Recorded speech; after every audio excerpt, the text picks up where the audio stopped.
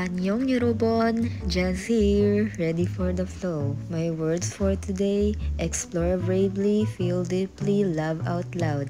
And let's start the vlog. Dumaan nga po pala kami muna sa Pasanangka dahil gusto ni Bebe pumalit ng maisusuot. Kaya nag-wait muna ako dito. As you can see, andito na nga po pala kami sa town. Naglalakad lang, syempre walang motor. Kaya tiis-tiis muna sa ngayon. Nag-iipon pa para may pang motor. Alam naman namin na in the end, papabor din sa amin ang Panginoon. Basta't magtiwala lang and walang susuko. We always believe that the impossible will turns out into possible. And nasa Port Pilar nga po pala kami ngayon. Bumili na nga muna po kami ng kandila. Alam nyo mga kachinggu, may blessings man o wala, kailangan pa rin natin magpasalamat sa Diyos nang walang hinihiling kapalit.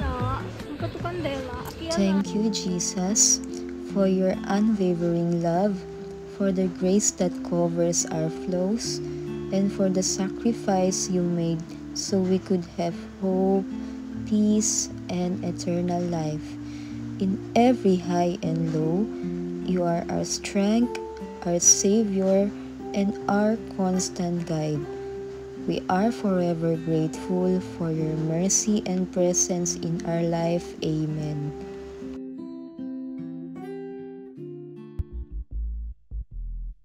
Ayun, pinalipad ni Bebe mga kalapati.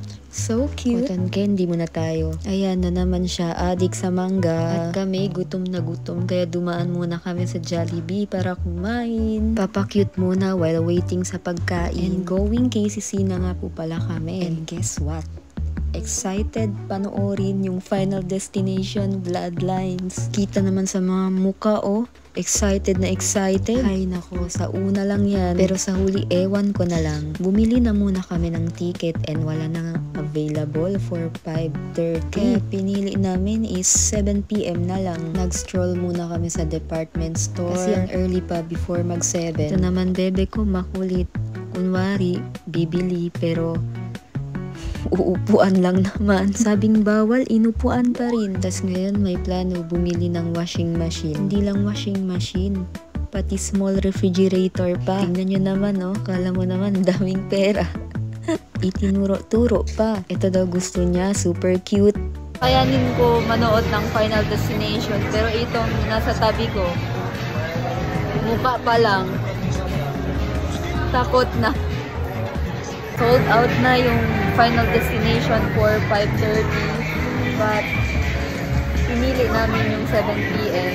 So while waiting, andito muna kami sa department store.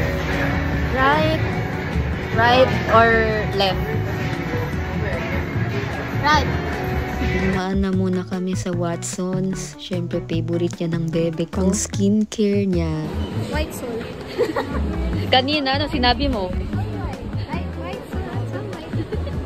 Lang daming pera wala na tayong budget. Soon, mabibili din natin yung mga kagustuhan natin, as in lahat-lahat. Dumaan muna po kami sa grocery store para bumili ng cat food para sa pusa ko. Si Bebe yan bibili. Thank you po. Para timing mo, huwag ka mag-alala. I got you. Ito.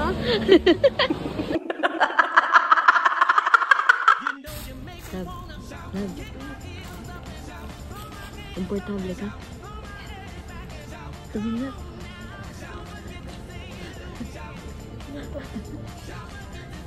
Ikaw, komportable ka na ba? Komportable. Kaiga mo na ako.